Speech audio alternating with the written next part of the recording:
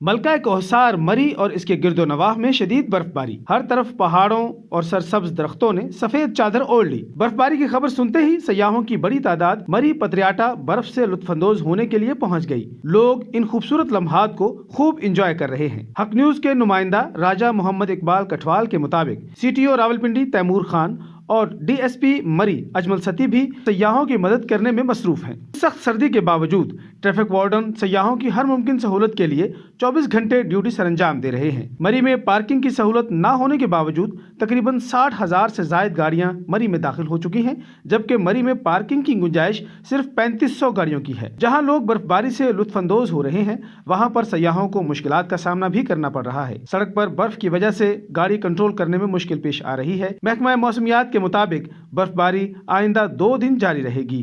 Gufran Ahmad Chishti, Haq news, Rawalpindi.